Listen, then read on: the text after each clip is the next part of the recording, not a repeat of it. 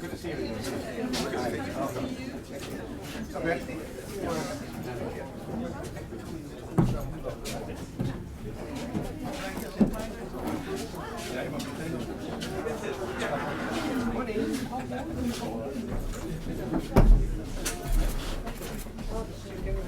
I think what do you prefer to left, but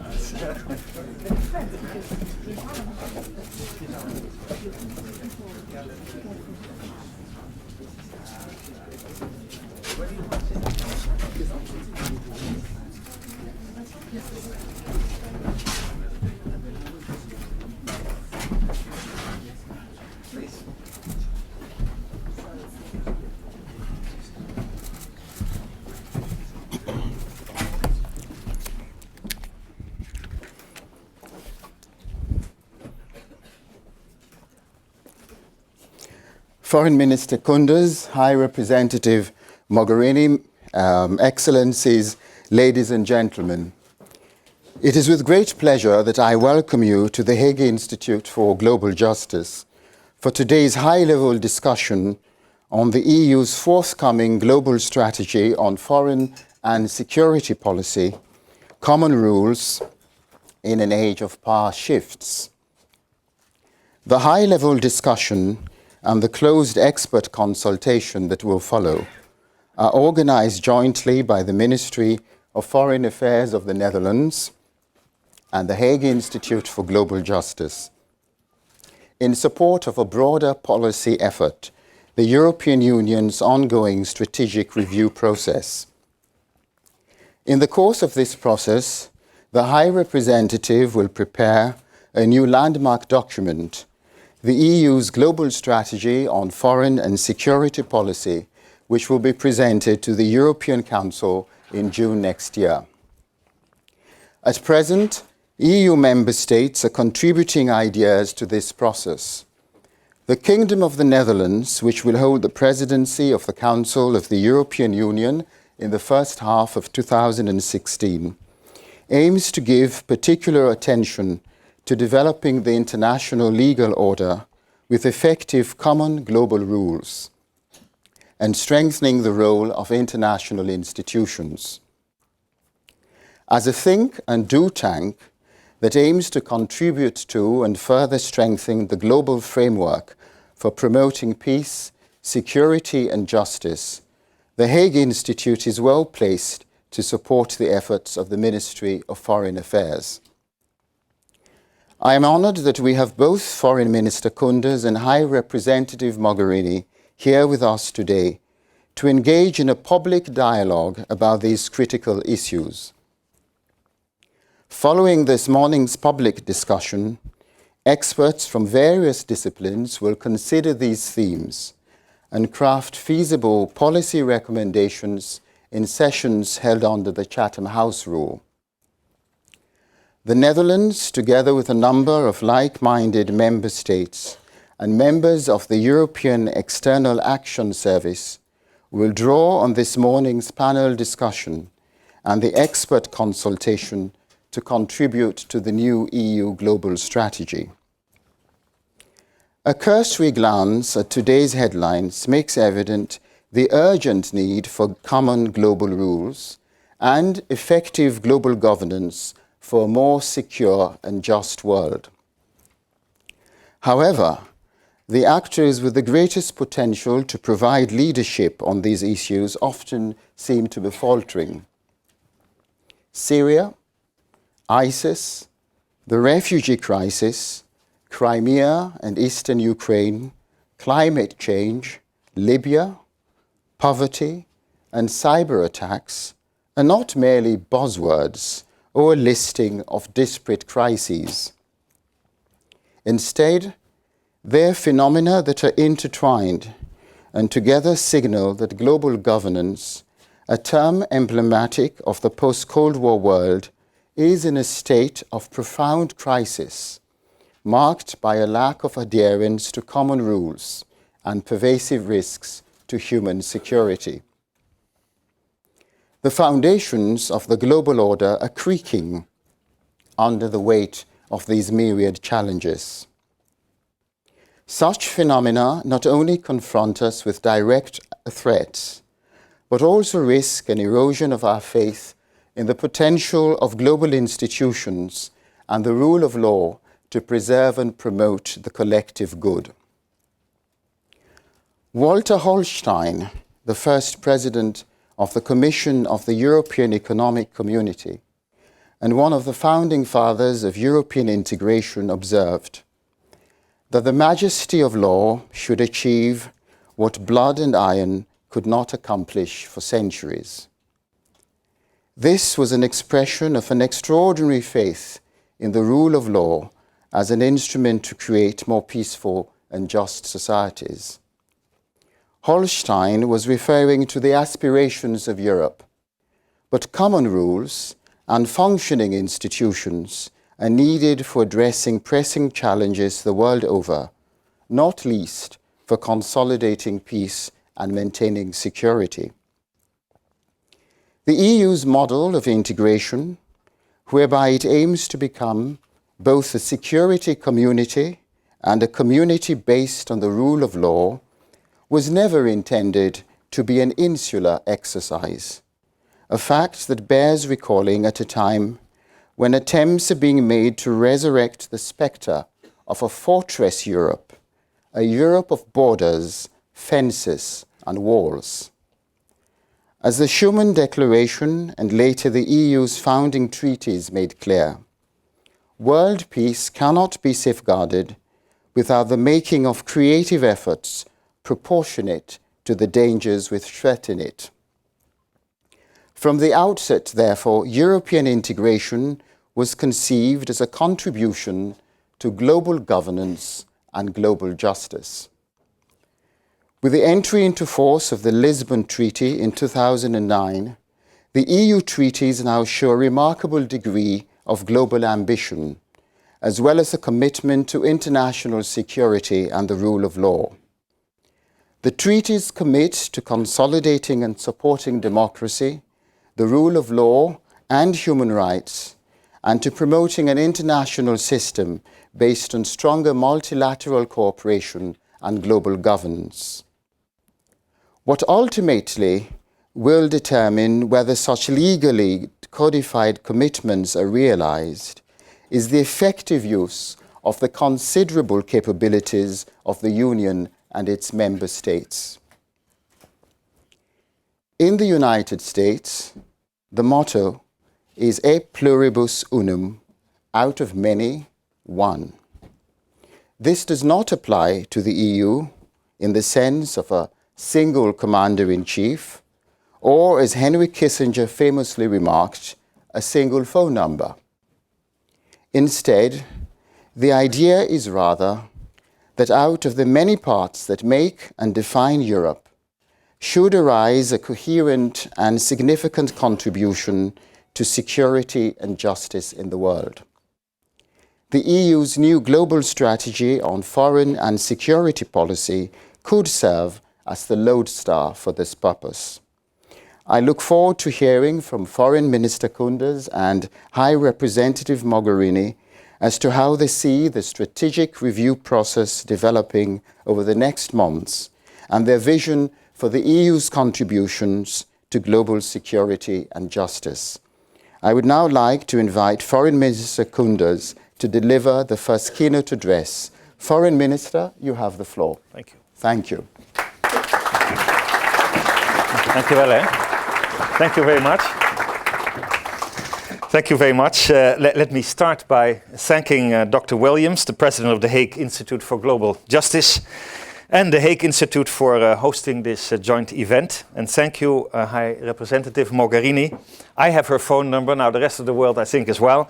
So that goes in the right direction. I thank you for your participation, for your involvement in the work of the EEAS, and of course for your leadership in Europe. We are highly honored that you're with us here today. Your Excellencies, ladies and gentlemen, this is my first time here in the Hague Institute. I'm very honored to be here.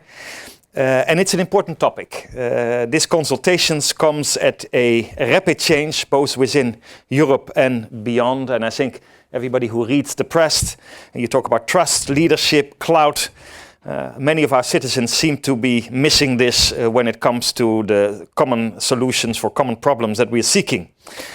This and the need for international cooperation is, as we all know, greater than ever. Whether it's climate change, security, trade or migration, the economy, we know that no country can go it alone. And at the same time, the current multilateral system, which is the focus of your discussion today, is under tremendous pressure. Both the European Union and global institutions must very quickly adapt to new realities. Now, the Netherlands supports, let me start by saying that from the start, a very strong European Union foreign and security policy. By acting through the European Union community of shared values, European countries can achieve so much more on the global stage than they could by acting alone. It is a cliché, but it's important to say so. Together with our European partners, we must make sure that international cooperation delivers now and in the future. And in this seminar, you'll explore how to do this. I have every confidence that these 2 days will produce many valuable insights for the European Union global strategy on foreign and security policy. The strategy should articulate a solid, ambitious, but I think also a very operational vision for global governance. Because multilateralism is not some naive ideology, nor is it a luxury. The opposite, in fact, is true. Realism for the Netherlands and for the European Union means investing in a degree of common rules and in global governance. The problems we face don't stop at national borders, and neither can be the solutions. We gain nothing from a world of isolationism and fragmentation or closing borders as a panacea. As other powers emerge and we become relatively smaller, we should redouble our efforts to find common ground. And we need to shape a rules-based system that guarantees a level playing field for all. Now, how to get there? That is the challenge before you and before us.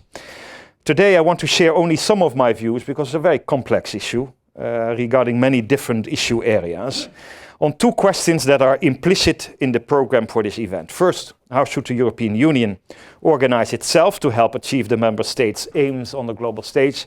And secondly, what reforms to global governance should Europe push to ensure that the multilateral system prevails? But before I offer some of my answers to these questions, let's have a closer look at the current state of the multilateral system. We rely on global governance to solve global problems. When the financial crisis began turning into a global economic crisis, the world relied on the IMF, the World Bank, regional development banks, cooperation of central banks to cushion the impact and prevent the crisis from escalating.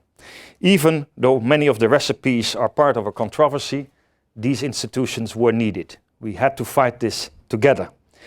When disasters occur, like the recent earthquake in Nepal, or when a deadly disease emerges, like the Ebola outbreak in West Africa, or when people are forced to flee their country, like the refugees from Syria, we turn to the United Nations in many cases. We expect the United Nations to provide protection, food and shelter, and we expect it to be the international first responder. And when civil war ravages a country, the United Nations is brought in to mediate. Often, once a peace deal is concluded, the United Nations is there to keep the peace. I've been part of these efforts myself, heading the United Nations operation in Côte d'Ivoire and the stabilization mission in Mali before assuming my current post. States like to look to the multilateral system when they are confronted with problems they can't handle by themselves. It's not necessarily that they invest in it or they give it the financial or the political or the military capital to do its job. It very quickly also becomes a scapegoat. But they still look to the multilateral system. This multilateral reflex, that's the positive part of it, is becoming less automatic. We know that it doesn't automatically deliver. It becomes less self-evident.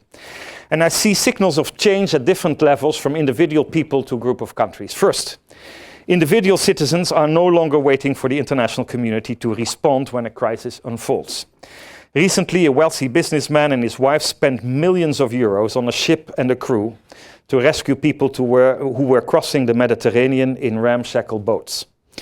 The couple have now saved thousands of lives in a coordinated response with Italy and Malta. Private citizens are also using technology to connect with like-minded people and engage in activism. You may have heard of the AVAs. It's the world's largest online network with over 42 million members from 194 countries. Second, private companies and charities are coming up with their own solutions as well. Last year, Facebook introduced a feature called Safety Check to allow people to connect with friends and loved ones during a disaster. It was activated after the Nepal earthquake in April and the Pakistan earthquake in October. And again, following the recent terrorist attacks in France and Nigeria, the rapid response tool was appreciated because it helped. It made a difference. It didn't solve, but it helped. Third, last but not least, states are forming new coalitions and founding new institutions. Emerging countries have a larger say in many of those institutions than in existing organizations with a similar mandate. I need only to mention here the New Development Bank or BRICS Bank and the Asian Infrastructure Investment Bank. In my view, such initiatives are an understandable response to today's complex and rapidly changing realities. All these actors want to be part of the solution to today's challenges. And that in itself is a very good thing. But we have to acknowledge, some of these new initiatives were born out of frustration with the current system of global governance. A number of existing institutions are seen as ineffective or as too exclusive, dominated by a small club of countries. The legitimacy of these organizations is being questioned. And it's easy to point fingers. We all want to have a say in the UN's decisions, within the boards, the General Assembly or the Security Council. But at the same time, we expect rapid and effective action. The late American diplomat Richard Holbrooke once said, blaming the United Nations when things go wrong is like blaming Madison Square Garden when the New York Knicks play badly. And he had a point. Multilateral organizations are like a playing field. If the players, the member states, fail, they first and foremost have themselves to blame. The United Nations, but it counts also for the European Union, its ability to function depends fully on the political, financial and organizational capital that its member states want to invest in it. Yet critics of the current system also have valid concerns. To stay with Holbrooke's analogy, from time to time you need to renovate your stadium so that you can increase its capacity, improve the playing field and accommodate new players. If you don't, people will eventually go elsewhere. In multilateral diplomacy, that means reforming institutions so that they remain inclusive and effective at the same time. Without reforms, our international organizations will lose further legitimacy and then they will become irrelevant. The game will be played elsewhere. And I see a real risk here of further fragmentation, of a far more chaotic and unpredictable reality. A world with several competing blocks, each with its own rules, but without any common denominator. A world where truly universal values that underpin our global governance, such as human rights, are dismissed as local preferences. A world where might makes right. That is not an appealing prospect, not for the Netherlands and not for European countries or the European Union. We should not stand by idly as the global order is reshaped. We should actively take part in the process. The European Union can only export stability or import instability. There's not a whole lot of alternative. If we are to be successful, both the European Union and the multilateral system needs to adapt. But how? Let's start with the Union, by which I mean both member states and the European Union institutions. We've already seen what the European Union can achieve if it acts as a unified whole. When it comes to climate change, Europe plays today, in Paris, a leading role. When it comes to international trade, the European Union remains the world's largest economic bloc. Economic power is mistakenly seen by some as soft power, while it is anything but soft. Economic sanctions, for instance, are hard. Just ask Iran or Russia. Antitrust rulings are hard. Just ask Microsoft or Google. The European Union needs a unified position now more than ever. The arc of instability around our continent affects all member states. The threat of terrorism shows how closely our internal security is linked to external security. And the assertiveness of other powers requires us that we stand as one. That is, Europe needs a strong common foreign and security policy and a common security and defense policy. We can make much better use of existing instruments. The Lisbon Treaty allows for flexible cooperation. A great example is the concept of lead nations. The Vienna process on Syria's political future is a case in point.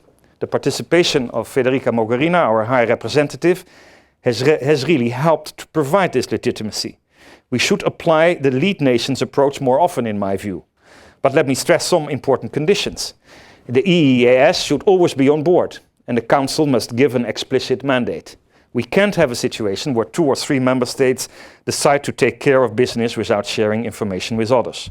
And we should trust the High Representative to act fully within her mandate. I think it's important to give support to that leadership. Europe can also deliver better by mixing its instruments. After all, issues such as conflict, migration and poverty are often linked. This means that different policy areas, trade, development, security and politics, have to be addressed collectively.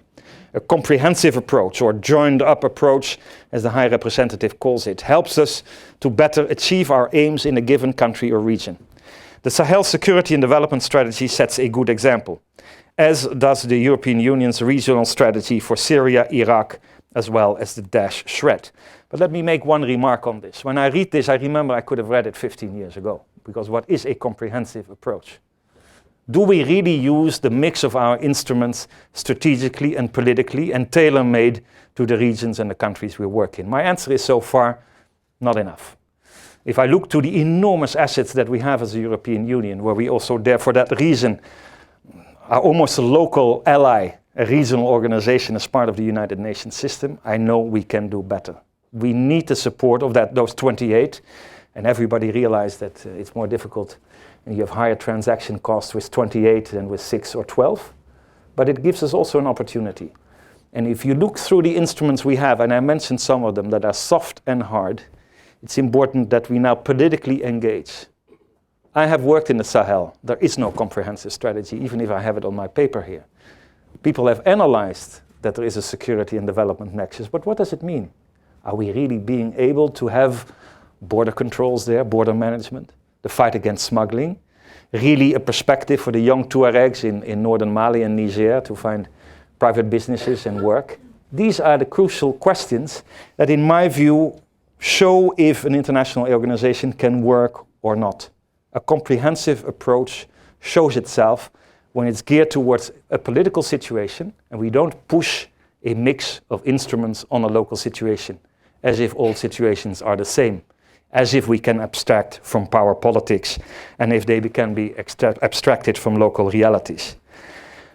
So the EU's approach should not be one size fits all, and that's the strength I hope that can come out of that European strategy paper in during the next year. It must adapt to the situation at hand. Each region is different, and within a region, each country is different. Georgia and Ukraine are both countries with internal conflicts, but they shouldn't be approached the same way. The review of the European neighbourhood policy, for example, takes into account this need to be flexible and aware of new political realities. That's the approach we should take. When we talk about macroeconomic support for the Ukraine, or support for the elections in the East, or when we talk about corruption, these are all individual characteristics in the Ukraine that we have to assist to reform without de-responsibilizing the local government. I just mentioned some illustration about what the EU can do to improve its action on the global stage. But what about the international organizations that European countries are members of? Part of your debate tomorrow and today. What reforms should the EU be pushing for in these institutions? Let me just mention 3. Representation, engaging with regional organization, and engaging with non-state actors. First, representation. There's really no way around it. Western countries are overrepresented in a number of institutions. To remain legitimate, representation has to reflect shifts in economic weight. 35 years ago, the current EU member states accounted for over 30% of global output. 5 years ago, that share had dropped to under 20%. And 5 years from now, the EU share in the world economy will be roughly 15%, having halved in the span of 40 years. That is not something to be afraid of. Europe's decreasing share in the world economy is good news. Other countries are finally catching up, lifting millions out of poverty. We will benefit from increased prosperity elsewhere, just as the 6 founding members benefited from the EU's gradual expansion. And let me make no mistake, before anybody might think, of course we have to invest in our internal market, into our innovation, into the changes of our economic structures. But we can also benefit from the growth in the rest of the world. And EU member states have shown that they are willing to make reasonable room for others. But the pressure will remain. I believe the ongoing shift in the global balance of power requires the European Union member states to act more as a collective on the world stage.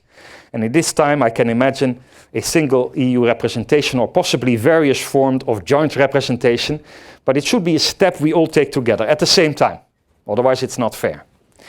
And the emerging countries should realize that with more power sharing comes also more responsibility sharing. So this is not a zero-sum game. Our making room for others becomes a way to guarantee the commitment of all, maybe with some different views on the content.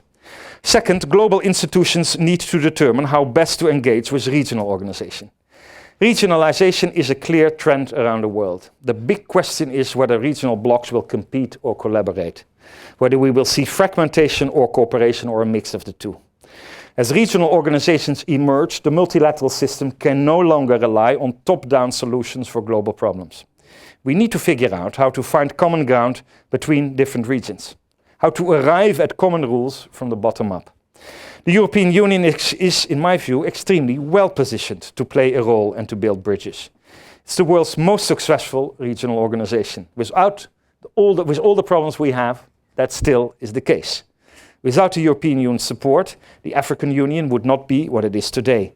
The EU also serves as a source of inspiration for many other regional organizations, including ASEAN. Finally, how to engage with non-state actors. We are moving towards a system of multilateralism plus. Article 1 of the Charter of the United Nations calls for collective measures for prevention and removal of threats to peace. 70 years ago, collective referred to states only. But many global issues can't be addressed by governments alone. We know that by now. They need to involve a broad range of stakeholders, including non-governmental organizations, others, businesses. Take, for instance, cybersecurity. We have had a great conference on this last year. You cannot even define the problem as states. You have to do it with all the players. You can only find the solutions if they are engaged in the rulemaking. So today the notion of collective action should be interpreted in a broader and more inclusive way. Let's create flexible and resilient coalitions, upholding a shared commitment to and a common interest in maintaining international peace and security. The Paris Climate Conference and the new global goals for sustainable development show what such partnerships can achieve. And I'm a skeptic on some of these things. But let's not forget, even the Millennium Development Goals were to a large extent a success. But they need to be improved upon in terms of the way that we cooperate and we leave room for each other. But let's also think about rules on how to collaborate on other themes so that we become less dependent on ad hoc coalitions. Finally, I wanted to make a few remarks on the United Nations. Before concluding, 3 ways to make the UN more effective. And there are thousands of plans and 20 of recommendations around the world. Let me just mention a few. Member states must throw now their full weight, I think, behind some of these truly global agendas to end poverty and to save our planet. The Sustainable Development Goals will help to eradicate poverty by 2030. And everybody knows that it doesn't come by itself. It needs the engagement of many private and public players and international financial institutions. The current negotiations in Paris should lead to a universal climate agreement, including all relevant players. And we need to manage the hyper-connected global economy better. The G20, or even better, a G20 plus, the United Nations and the Bretton Woods institutions must coordinate their work more closely. We can discuss that obviously in the debate. Second, on conflict and peacekeeping. We've seen 3 excellent UN reports this year. Are we going to do anything with it? The Netherlands supports their conclusions and recommendations. Protecting civilians during and after conflict should remain our first and foremost priority. I almost don't dare to speak about that when you look at the horrors in Syria. It looks as if the protection mandate has been completely forgotten because of the lack of consensus in the Security Council, and that will be one of the first and foremost priorities, I think, hopefully coming out of the Vienna process. We need to make peace operations more effective, sharpen the tools for conflict prevention, and ensure national ownership. I won't go into that in detail, but there have been made tremendously well-organized reports now on the review of UN peacekeeping. I know from my own hand how important that is, and it is important that we elaborate, and we implement them. You cannot have a successful peacekeeping operation. Let me give you a simple example. If you send out soldiers without munition, that's the reality of many UN peacekeeping operations. We must ensure that conflict prevention and peace-building efforts address root causes of instability and conflict and promote inclusive development. Third and finally, we urgently need a more effective and legitimate United Nations Security Council to prevent and to end conflicts. Even that is more important than ever. As the Commission on Global Security, Justice and Governance emphasized, we need more opportunities for others to contribute to peacemaking, peacekeeping and peace building. We are not in favor of extending the veto rights for new Security Council members. The use of the veto can hamper decision-making and hurt legitimacy. Kingdom of the Netherlands is committed to improving the ways of the Security Council. And obviously we hope to be elected in it. That doesn't mean we can automatically change it. Ladies and gentlemen, let me say some words in conclusion. The European Union and the multilateral system are two pillars of our Dutch foreign policy. Without them, my country's role on the global stage would be much, much smaller. And it's no different for other EU member states. Given the challenges facing Europe, and there are many, and I'm sure we will discuss them later, the drafting of the global strategy comes not a moment too soon. I greatly appreciate that the High Representative is seeking input beforehand instead of afterwards. I know from experience what would happen if she had not. The dreaded drafting by 29 with the Member States and the Commission debating every element, a prescription for disaster. I look forward to the outcomes of this expert consultation. Together with Austria and Romania, we will use them to provide input for the Global Strategies chapter on global governance. I want to make sure that the strategy is solid and that we follow through on it. During, hopefully, the Dutch EU presidency, the European Council should adopt, in my view, the new strategy, as we should aim for clear political commitment at the highest level. We cannot have a speech here again in 3 years and say, yes, there was a nice strategy, but what is Europe doing? And immediately after its adoption, we need to come up with specific action plans, preferably with timelines attached. Ladies and gentlemen, even in a turbulent world, there is no reason to be timid. Europe is a global rule maker and not a rule taker. We can be modest and assertive at the same time. The European Union was founded on the fundamental values of freedom, the rule of law, equality and solidarity. Even if those values cannot be imposed, their appeal resonates around the world. And as a multilateral actor, the European Union is still very well placed to uphold those common values and the rules that go with them in our global institutions. Yes, we can be modest. We have a lot of internal problems. There's a lot of lack of confidence within our countries, between our countries, even in the European institutions. But at the same time, the European Union can still lead by example. This seminar asks the question, what is Europe's contribution to a system of common global rules? My answer would be Europe's greatest contribution remains the European Union itself. Thank you. I wish you all an inspiring and productive seminar.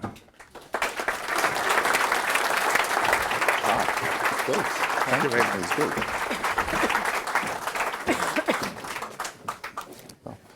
Thank you very much, Foreign Minister Koenders, for your wide-ranging and stimulating keynote address.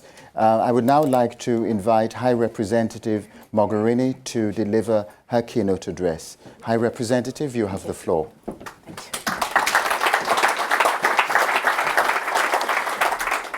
Thank you very much, and let me start by thanking you, the Institute, Bert, all of you for being here.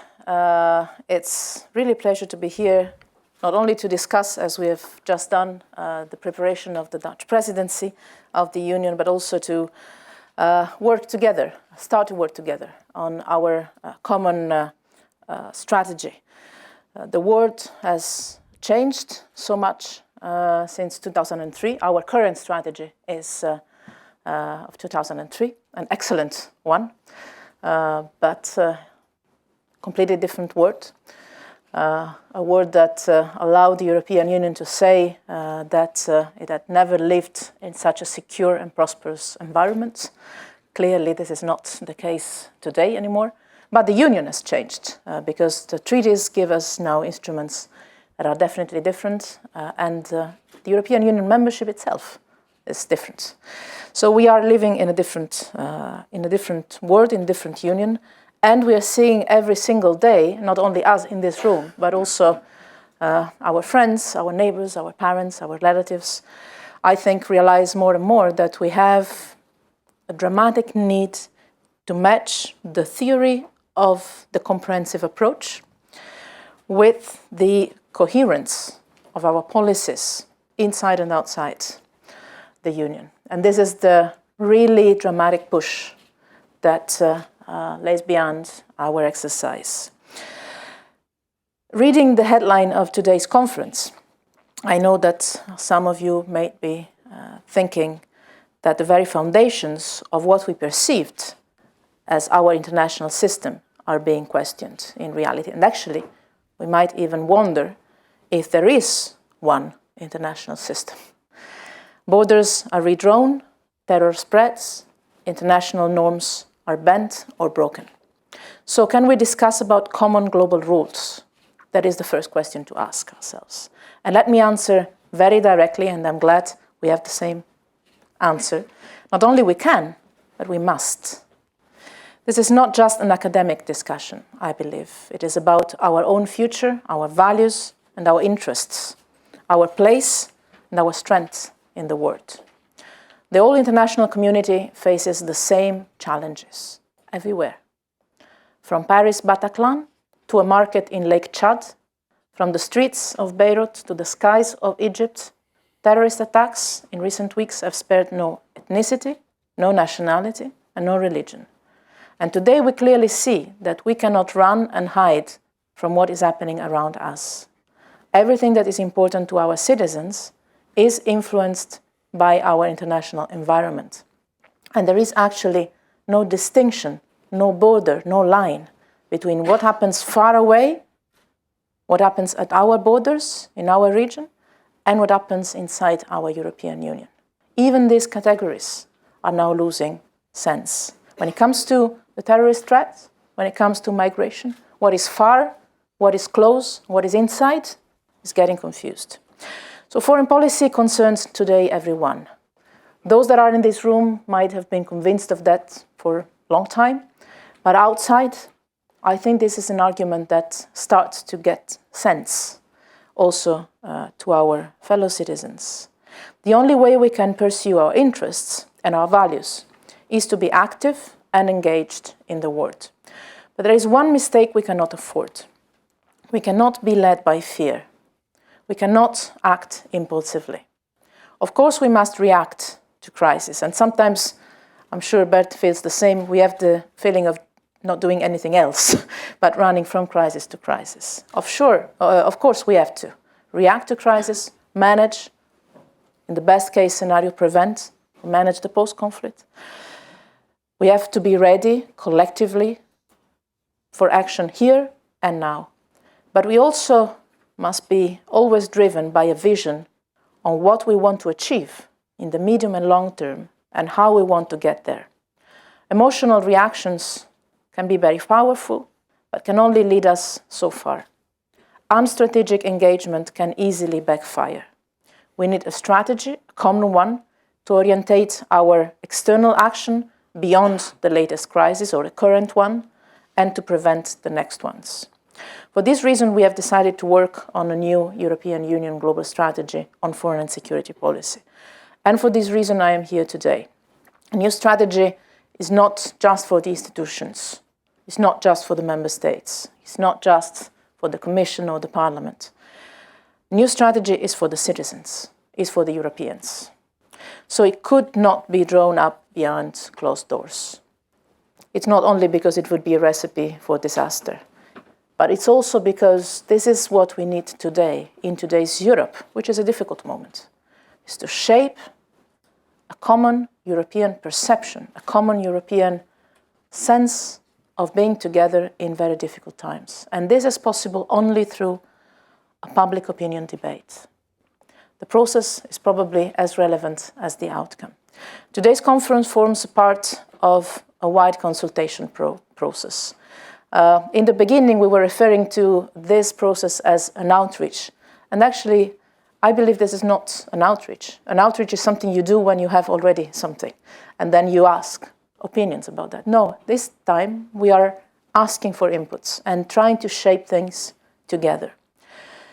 This is a process that we're doing inside Europe, institutions and non-institutions, but also abroad. I believe it is important to involve our partners and also those countries and those public opinions that are not perceived as partners, to get a sense of what kind of global role the European Union can have, not only seen from the inside, but also seen from our region and from the outside. In a way, the process of writing the new strategy is as important as the final outcome. I'm really convinced about that, especially in these difficult times for Europe.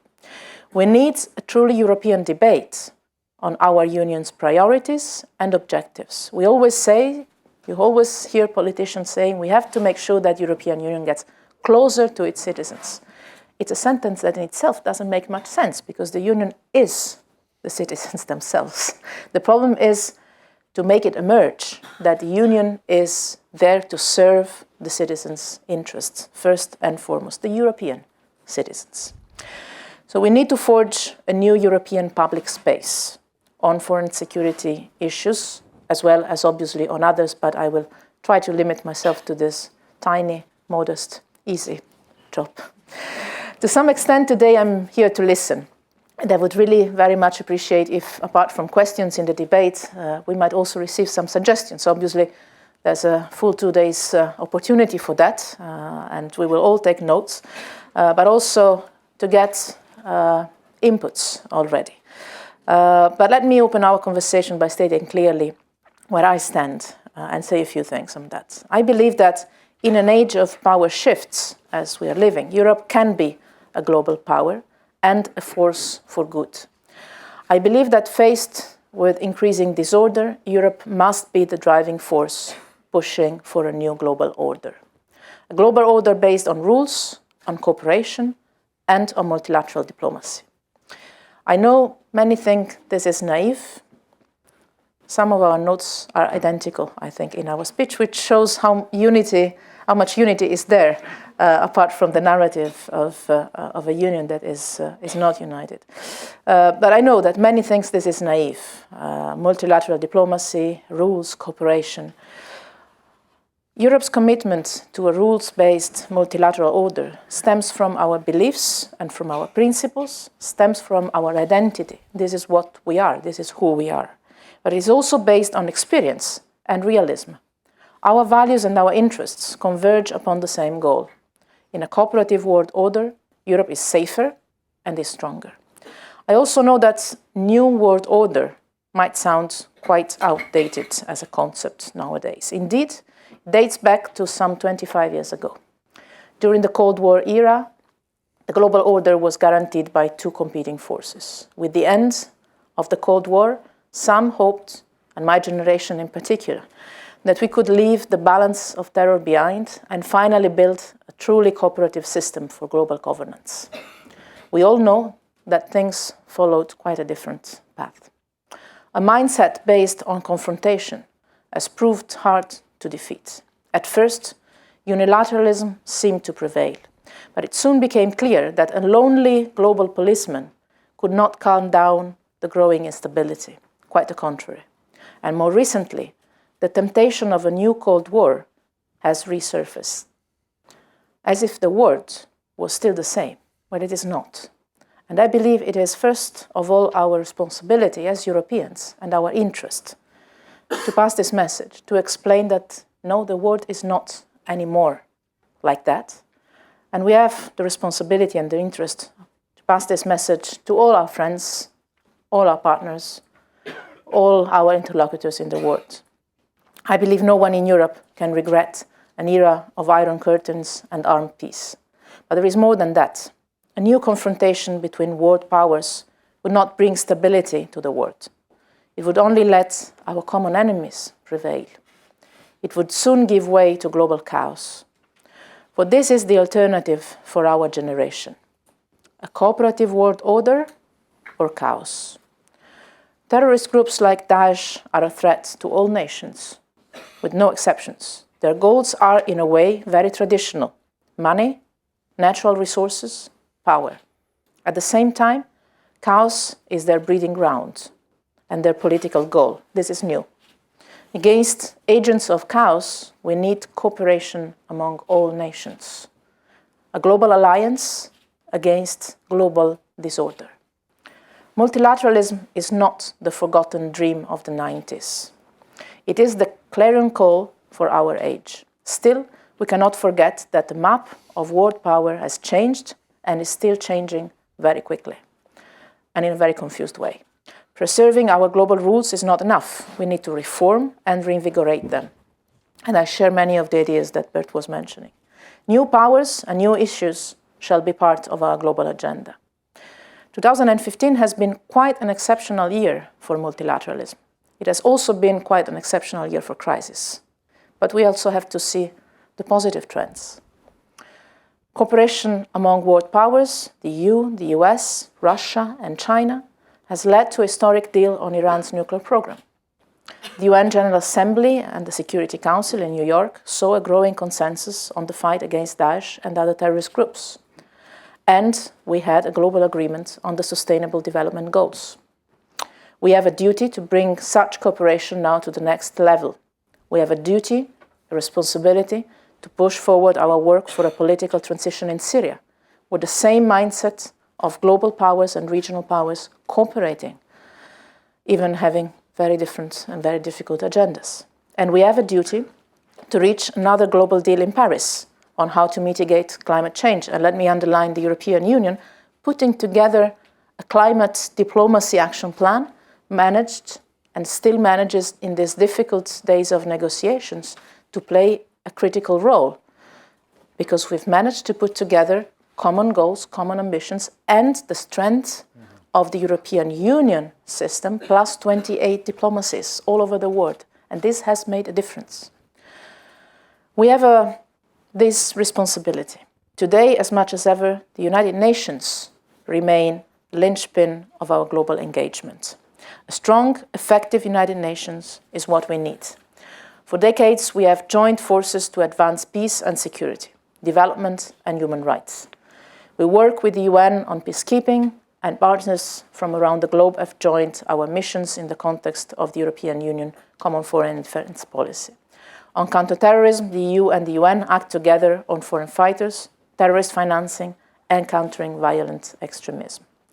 We also need to develop global rules in fields where we do not yet have strong global institutions, such as cyber, energy, or space. To do so, we should be innovative, involving new partners, as well as deepening tested relationships, such as our transatlantic bond. But it might also be time inside our European Union to start thinking how the UN mechanism might be improved. And I believe, here I will not start to put ideas on the ground, but I welcome ideas on this respect. Because let me say, traditionally we say the work in the UN is not for the European Union, because it's not the European Union having a seat there, and it is one of the fields where member states, let's say, feel more strongly about their own national seats, their own national positions and interests. But let me say that even in this first year I was in office, I've tested how well the coordination of member states in the UN system can work. It worked very well on the SDGs. It worked very well on the financing for development. It worked very well on the UN reflection on the Iranian deal. It worked very well on the UN Security Council resolution endorsing the naval operation we have in the Mediterranean against the traffickers and the smuggling networks. So there are fields of growing importance where an EU dimension of coordination and common goals within the UN system can work. I will not go farther than that for the moment, but I think this is a field for reflection.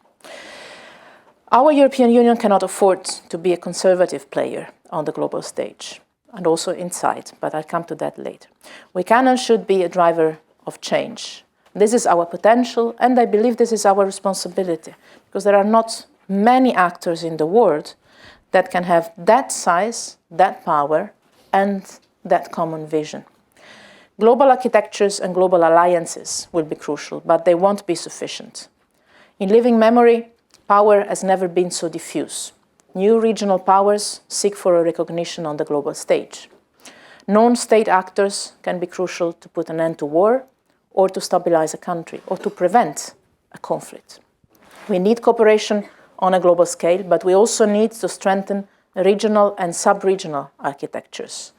Our European Union has provided our continent with unprecedented peace. We were reminded that very wisely.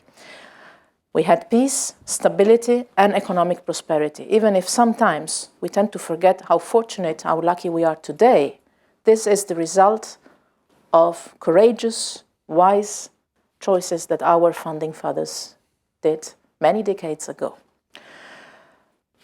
And at the end of the day, it was the choice of cooperation rather than confrontation after the most terrible war that the world had experienced. The same can happen with other regional organizations.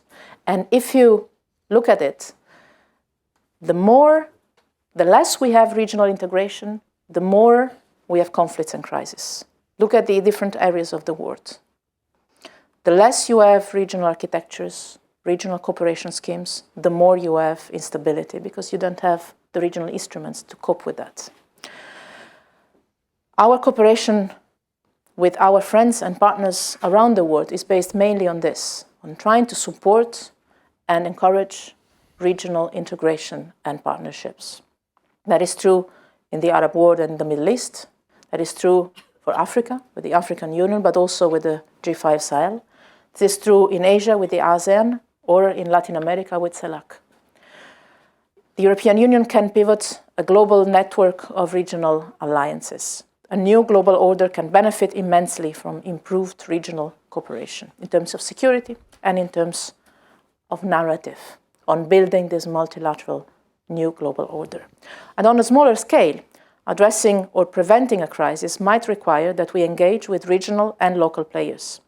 We need to enlist all who have a concrete impact on the ground, with local authorities, with the communities, with the civil society, and with religious leaders.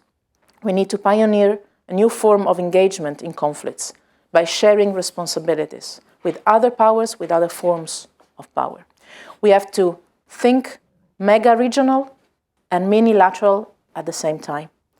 Work global, broker regional, and act local. And at the end of the day, these three dimensions are three dimensions that are familiar to the European Union, all the three of them. And probably we are the only ones in the world that have a solid, strong experience on these three different levels. The three dimensions are closely linked, more than ever before. And on all levels, our guiding light should be the same. We cannot split the world in new spheres of influence. In an age of fast power shifts, it would only lead to perennial conflict. Think of the Middle East. Drawing borders on sectarian lines would only produce more instability, more sectarianism, and more hatred. In this world, walls are made to be torn down. They can only hide reality, but they don't make it better. We don't need new fences. We need to build up new spaces of coexistence and of cooperation. And this is true in the Middle East as much as inside Europe. It's somehow the idea, the very same idea of the European integration, taken to a different level. Such fragmentation and complexity might scare everybody, and also us, but it shouldn't. Because if there is one global power that has the tools to face such a complexity, that is our European Union, for good and for bad, because we are complex ourselves. This is at the heart of the global strategy. The strategy will be truly global only if it takes into account all our foreign policy potential, from development to defense, from trade to innovation and research, from energy to health. We have a complexity of tools. Sometimes this complexity makes us slow, but in most of the cases, this complexity can make us a unique power in the world. So, let me conclude by saying that while we argue and work for win-win solutions for the world, for our region, we can also argue and work for win-win solutions for the European Union.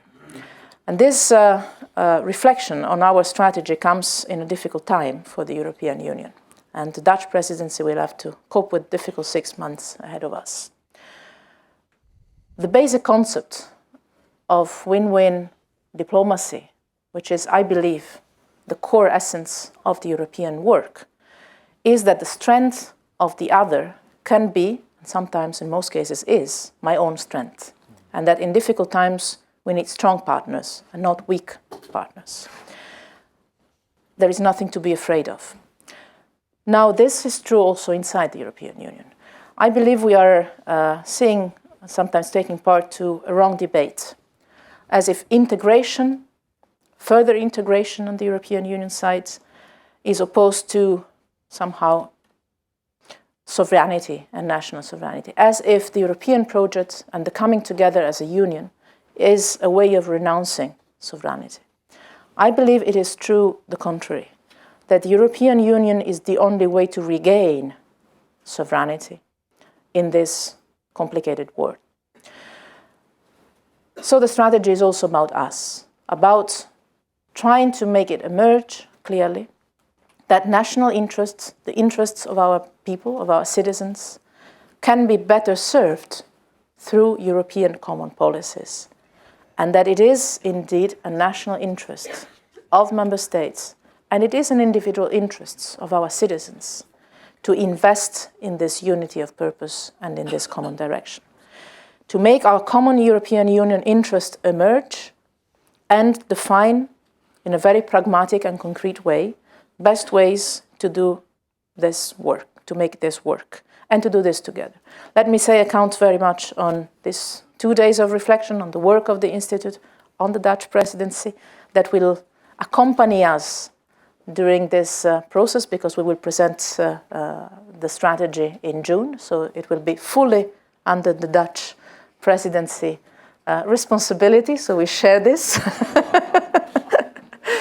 I count very much on our common work to make this work, because again, it's very much about the world, it's very much about the future, but it's also very much about the present and ourselves, because defining who we are and what we want for our role in the world is a key part of our internal debate. And again, the internal and the external reflection never as now has been so much linked, and I would say existentially vital. Thank you very much. Thank you. Well, thank you very much, High Representative Mogherini, again for a very thought-provoking keynote speech. I know you, both the Foreign Minister and the High Representative, have indicated that you would like to hear from our audience, their questions, their suggestions. But let me take the prerogative as the moderator to get the discussion going by posing a couple of questions to each of you, starting with the High Representative.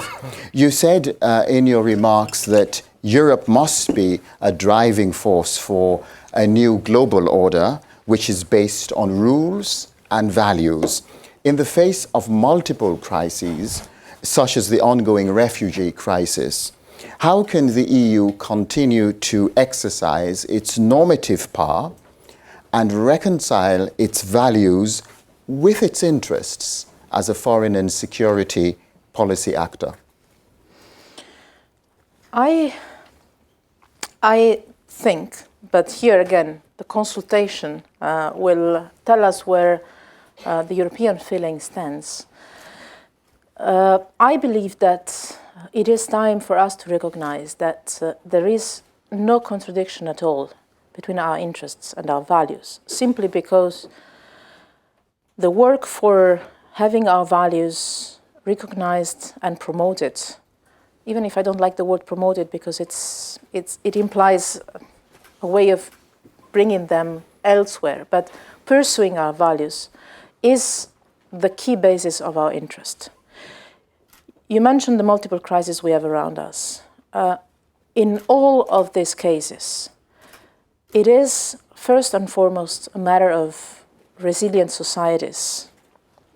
If you have a resilient society, if you have a society that is based on rules, rule of law, human rights, open spaces for participation of citizens. Crises tend to be prevented, managed in a different way, and the reaction from the inside and from the neighboring countries is a more effective one. The idea that you manage crises after they become explosive with an external approach, and sometimes only with a military approach, has proven in the last decades all its limits. Sometimes you manage to win a war, but it's a completely different thing to build peace. And the key there, this is my personal opinion, is having societies and institutions all around us, but also inside the European Union, but this is another story, that are strong enough, open enough, value and rules-based enough to resist the shocks of today's world. This is not the magic solution for tomorrow, but I believe we have to start working in this direction consistently, trying to also explain to our, first of all, to our decision-making bodies, and then also to our citizens. But I think our citizens realize it very well, that, for instance, investing and implementing the SDGs is the best way of tackling both migration and terrorism. It's all about development, human rights, rule of law, climate, much more than we realize. Obviously, this pays off in probably not 1 week, probably not 1 year, maybe 5 years, 10 years. But if we never start, we will give to the next generations the same burdens that my generation received. We are running after a new global order without taking the responsibility of building it. So I believe the strategy could help us in this direction. To eliminate the contradictions between the immediate narrative and the long-term interest. The long-term interest for the Europeans, for sure, is investing in our values. Any message that goes in a different direction can be sustained for a couple of weeks, not more. I know it's difficult to pass this message, but I believe that all around us, it's very clear. It's investing in open, solid societies, strong societies, that is going to make the world a more manageable place. I was about to say a better place. Then I understand that we have to avoid this sense of a little bit of a naive narrative, but still, that's Europe. I mean, our strength, our values is also the fact that we are still the ones that believe that peace is a word that you can use, you can say, and something you can work on, even if it sounds out of today's reality. But maybe today's reality is so bad because we have not invested enough and coherently enough on this.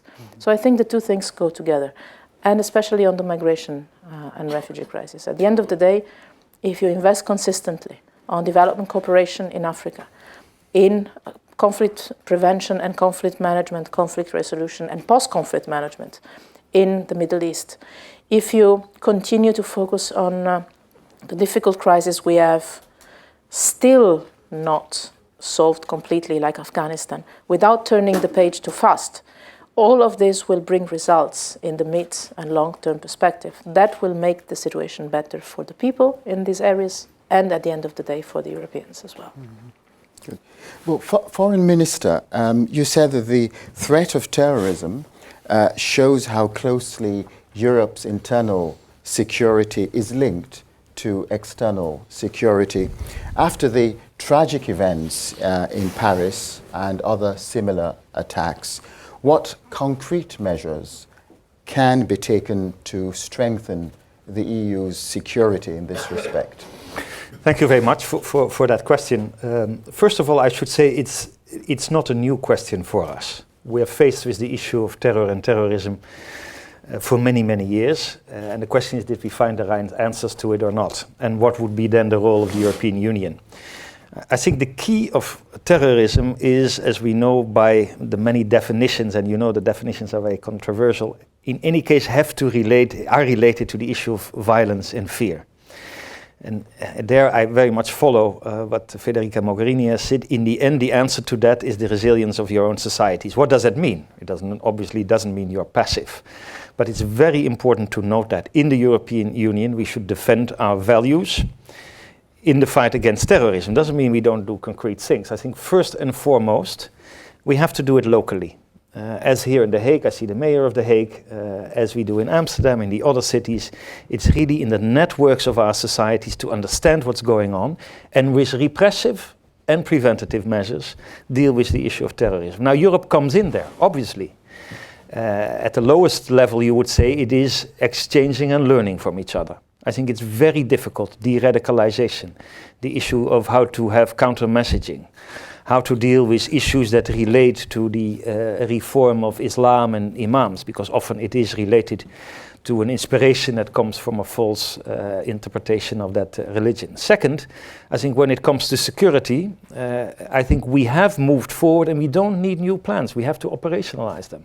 Since January, the European Union, in different forms, has taken decisions which deal with all the crucial aspects: exchange of information, screening at the borders, ensuring that our Schengen system, which is at high risk at the moment, is going to be protected through a proper system of border management. I think that's first things first. If you have an open space for people to travel, to be themselves, and at the same time you have to ensure that the security is there. That's again a balance between security and freedom, but I think here we shouldn't caution on the side of also ensuring that there are also screening measures.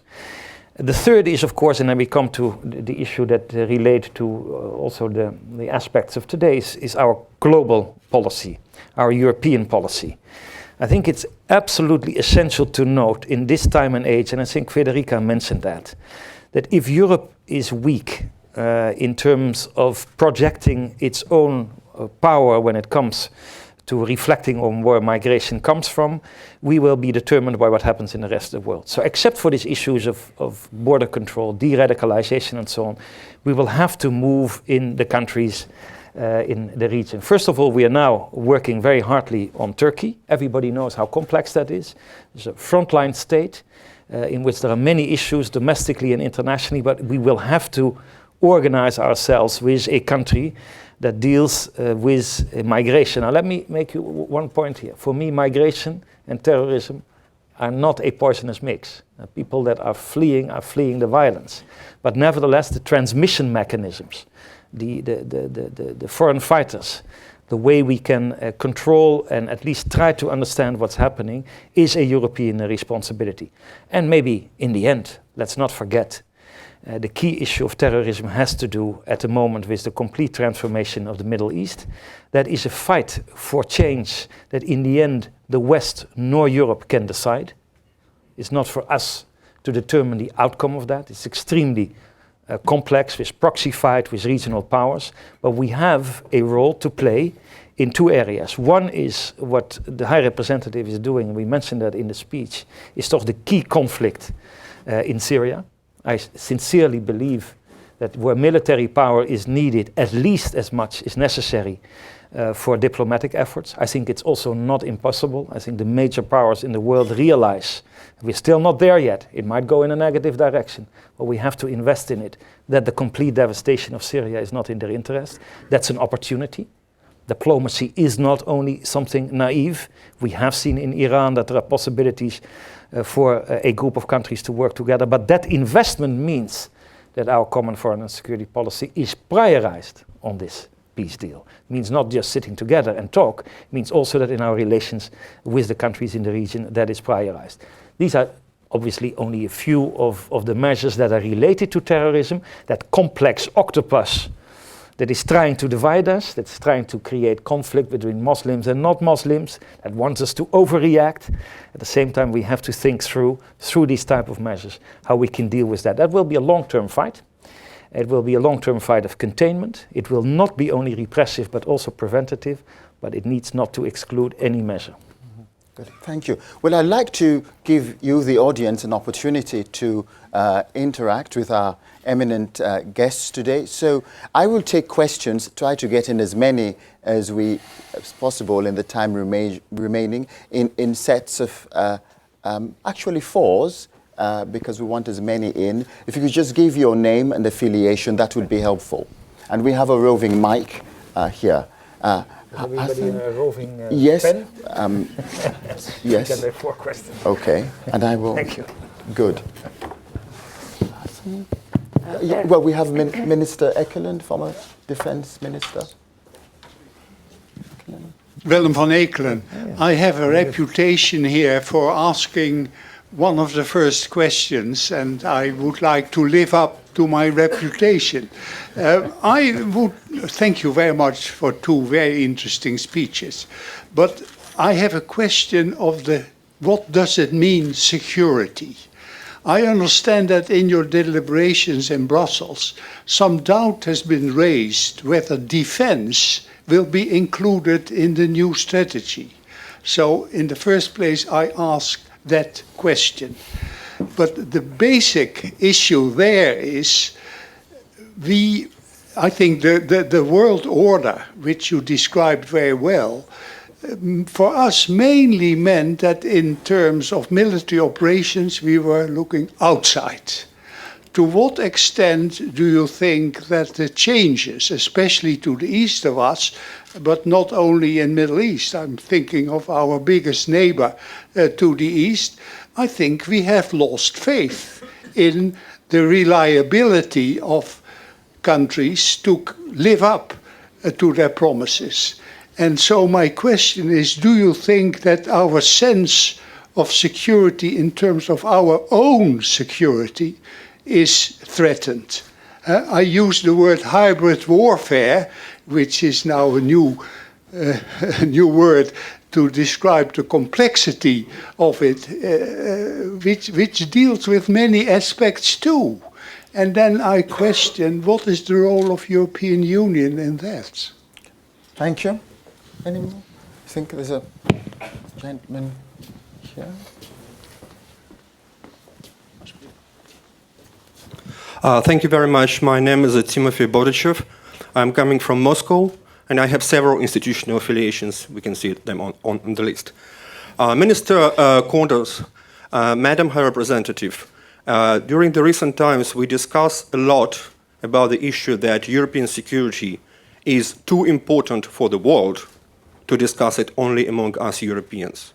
So what will be your opinion on engaging our wider Eurasia partners, primarily China, into the structured and institutionalized debate about the most important issues of the European security architecture? Thank you very much. Okay, thank you. Have another question? I think, yes, there's a gentleman in the back row. Thanks a lot. My name is Bart van Voren. I have 2 affiliations. One is the University of Copenhagen, associate professor, and the other one is actually a private lawyer at the Brussels bar in Belgium. And actually, my question relates to the second one, because you might wonder, why is a private lawyer getting lost at an event such as this one?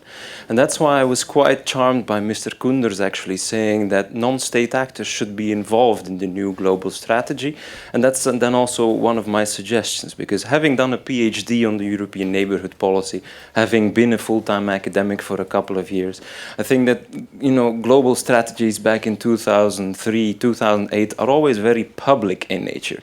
And let's be honest, most people in this room are probably from ministries, embassies, NGOs perhaps are the only non-state actors, but I doubt that there are very many private businesses here. And that is actually one of my suggestions and also the questions to you, because if we look at the Ukraine, for example, the DCFTA was negotiated and was very much seen as a gift. Here you go, we give you a free trade agreement, and then we hope that policy will be successful. Completely, in my view, missing the point that most economics or the most business flows from the Ukraine are actually linked to Astana and Moscow. Most law firms that I know have an office Kiev, Astana, Moscow. So in that sense, the DCFTA partially missed, in my view, the ownership, the bottom-up ownership that you truly need to make these things successful. So that's then also my question to both of the speakers. How do you intend to actually involve what I think are possibly the most important actors to make all of this a reality? Okay, thank you. And so far, we've had 3 men. It would be helpful. Maybe we could have a woman ask another question. Yes, there is a woman answers all the questions. Lady here. So, okay. Thank you very much. My name is Lotte Leicht. I'm the EU Director of Human Rights Watch. So I'm also a non-state actor being here today, like most of the people, actually. Just a few comments, actually, rather maybe than questions. You talked a lot about values, about commitments and standards. I do think that in a time where we talk so much about coalitions against ISIS, Daesh, we need to keep in mind that our major coalition partners in the region, they consider threats to national security in their own countries as what we would say is very legitimate opposition and critiques. And they feel a bit lost now in our coalitions with very abusive governments, including in the Gulf region. And that leads me to the next comment about what could the EU's role be in the Syria talks, and also buying from the very successful Iran talks, of course, where the Europeans and the European Union played sort of the mediator and made it all happen at the end. If I can just give my suggestion in this regard, I think it's important that the EU represents the people of Syria in these talks. And that means that you need to test those around the table who basically represent their clients, parties to this conflict, about their willingness to deliver, even short of a full-scale ceasefire. And here is what matters to the people of Syria: release of hostages and prisoners. That's a major confidence-building measure in all other peace-building efforts that I've been involved in. Of course, advanced access for humanitarian organizations is something that matters to everyone. Halting indiscriminate attacks by all parties to this conflict, that's a must. And that would really test whether both the parties around the table are willing to put pressure on their clients to this conflict, on whether they're willing to deliver. And finally, and that's also very much, I think, with the Dutch presidency here, or coming EU presidency, the EU needs to be the guarantors that there are no amnesties made for atrocity crimes as part of any deals that will be struck in Vienna. All right. Well, thank you very much. We have a number of interesting questions and points. Minister Koenders? I'm sure that in answering them, I'm not being correct to all of you, because there are 4 very complex questions. So I'll go and give short answers to each of them, realizing that this is only part of the answer. Let me first say to Van Ekelen, I'm very happy you keep your tradition, and they're always good questions. Let me first of all say, and this is for Federica Mogherini to answer, because it's really her. She is going to assemble this. But obviously, issues of hard security and defense are part of the debate. How it's going to be reflected in the paper, we have to see. But it is obviously important. And let me just say 3 things very quickly on it, realizing that much more to be said in it. When we talk about NATO, all the last meetings that we had, including the NATO Ministerial Council last week, obviously the issue of collective security, again, is at the forefront of our agenda, maybe more so than a few years ago. And I just mentioned words like High Readiness Task Force, giving reassurance also to our allies in the East, in a sense of insecurity that exists because of some of the factors you mentioned. Second, hybrid warfare. I think here is exactly something where the European Union, to a certain extent maybe in cooperation with NATO, but also on itself, has a specific role to play.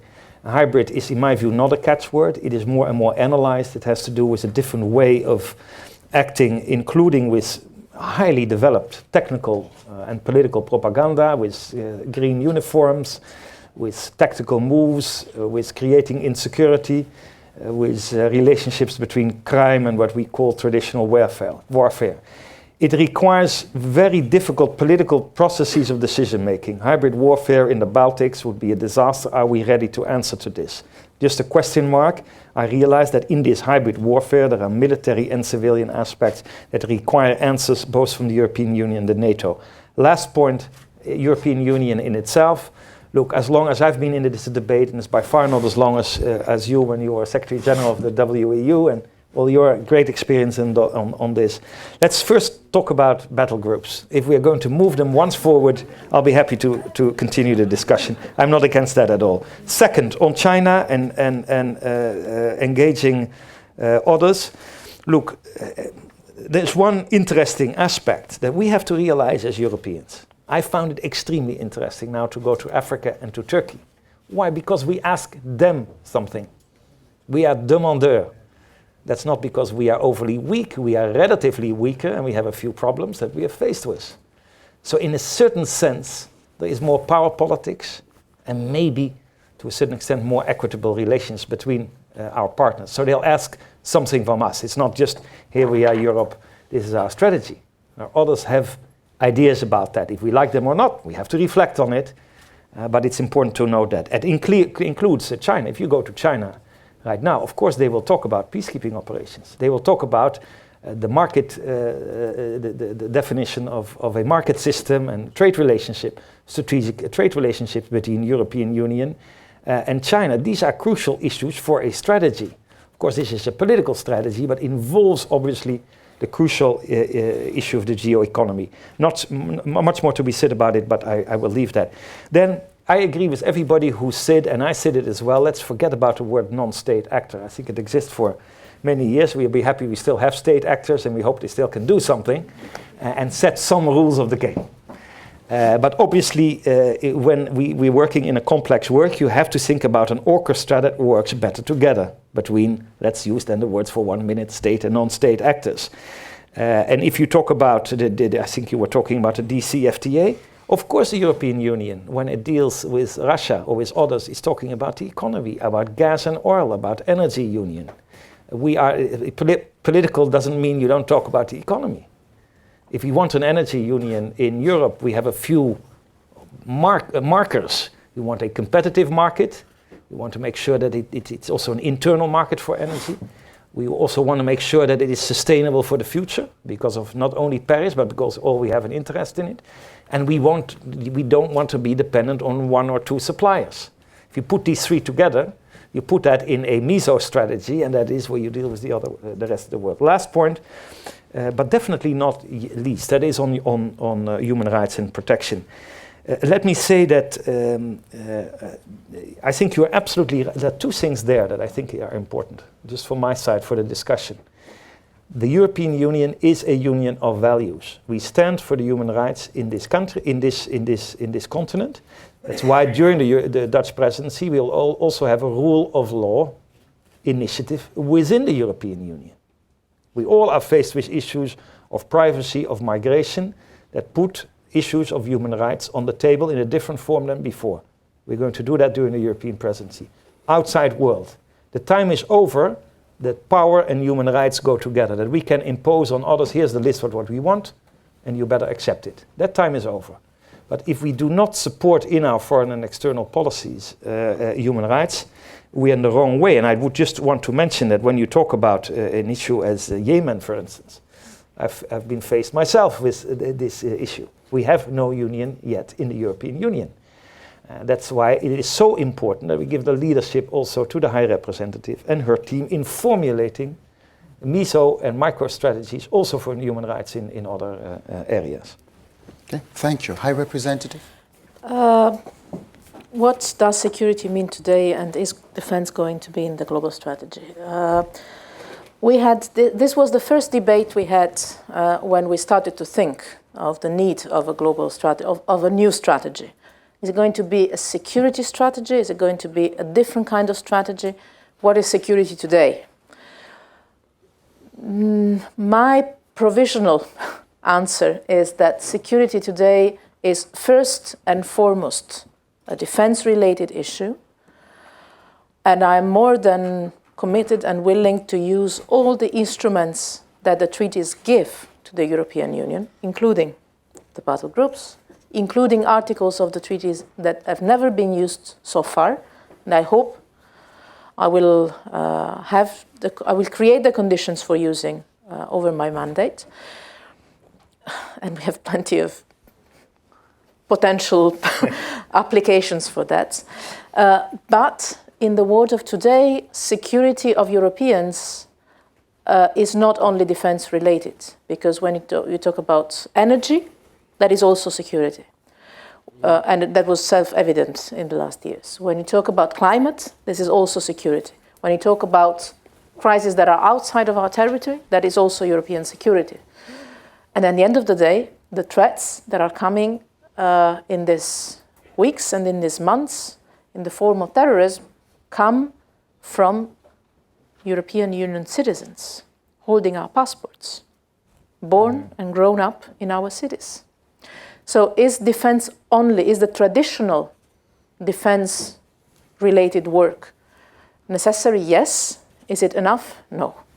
So the idea of having a global strategy is trying to broaden the scope, keeping a defense core element of it, also because we have to, I think, face one of the difficult questions of our times, which is how does the Union manages or how can the Union provide security for the European Union territory and citizens? This is a question that was never answered in the Union. It's a difficult question, but I think it's, and we will look for the answer hoping not to use it, but still I think this is a field for reflection that we have to face. And on the hybrids, Bert said it very well, this is exactly the field where also NATO recognizes that it's the European Union having more instruments, because by definition it's not necessarily military. And so on strategic communication, on cyber, on the resilience of societies, these are fields where the European Union has more instruments. We are putting together different elements of it that would also go into the strategy, hopefully.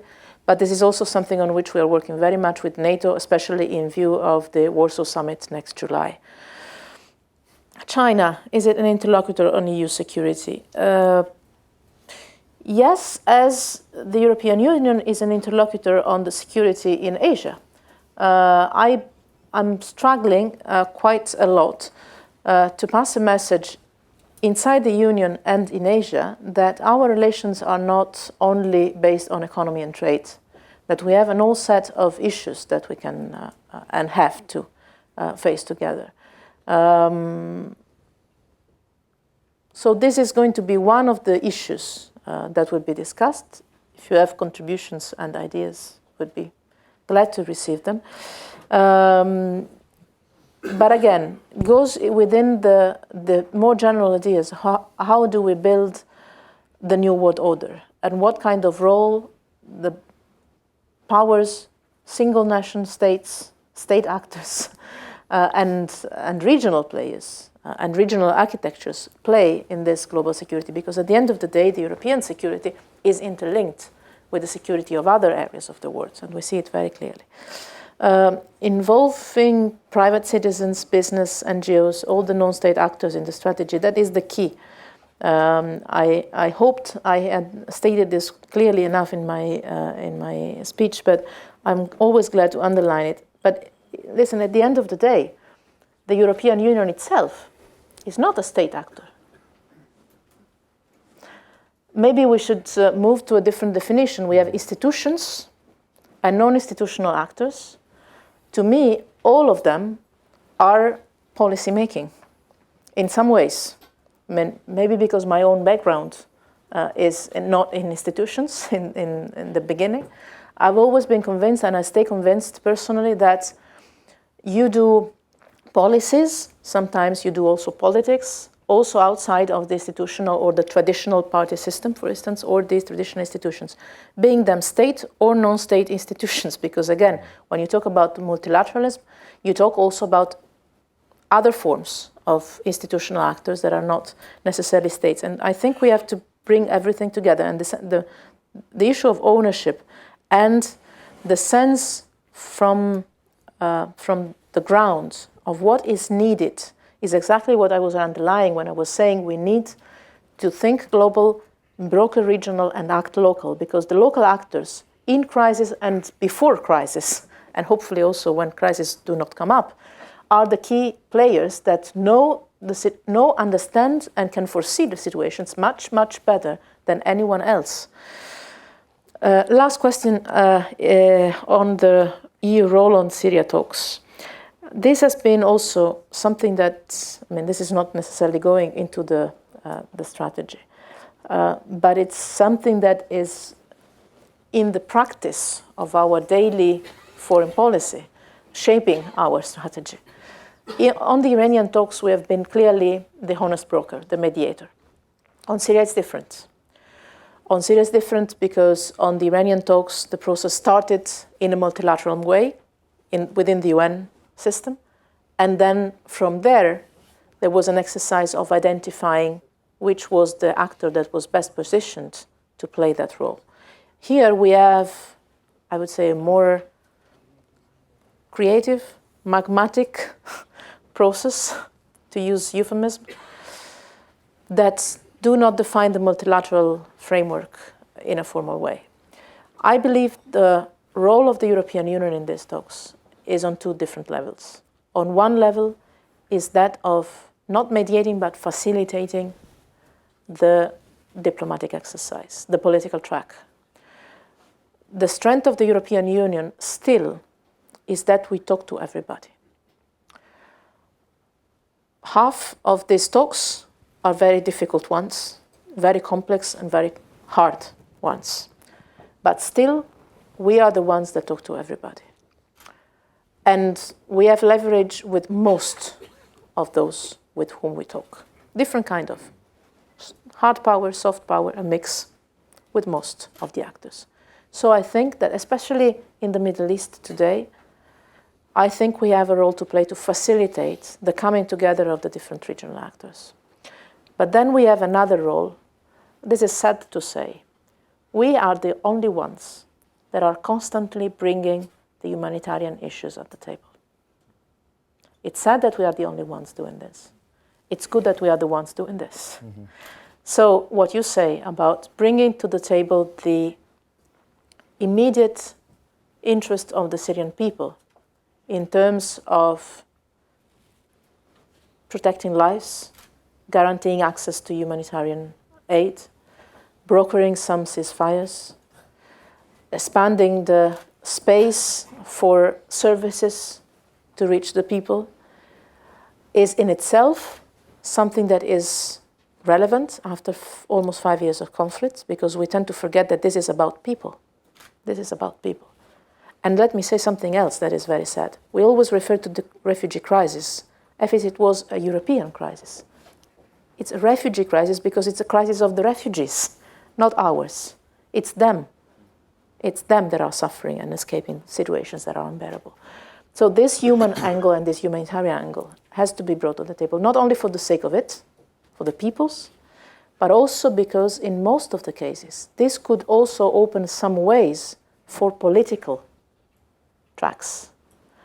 And this is the field where the European Union has more potential in that kind of setting. As difficult as it is, because there is a certain degree of cynical approach also to humanitarian issues, as we know all very well. But the European Union is and will continue to be the honest broker on humanitarian actions, not only because we are the good guys, but also because this has a strong political value that could open some other ways.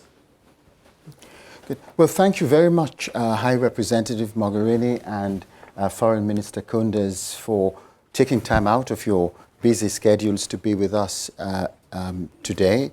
It was very gratifying to hear the emphasis that you both placed on conflict prevention, the rule of law, and global governance. Mm-hmm. And those are the three programmatic areas of the Hague Institute and our work. I should also take this opportunity publicly to thank you very much, Foreign Minister, and your ministry for giving the Hague Institute this unique opportunity to partner with you, both on this public event and also on the discussions, the expert consultations, which we will have today and tomorrow. And we have a number of experts from different parts of the world who will participate. And I think both the presence of the Mayor of The Hague, who is also a member of our Advisory Council, and the Chair of the Supervisory Board of the Hague Institute, Dick Benskap, is another indication of how much we value this partnership with the Foreign Ministry. So I'll ask you to join me in thanking the High Representative and the Foreign Minister, and also if you could kindly remain seated while I escort them out, because I know they have to give a press conference and we want to keep the press happy Thank you very much. That is an impossible task. Thank you very much. Thank you. Thank you very much. Thank you very much. Thank you very much. Great. Okay, so we'll get.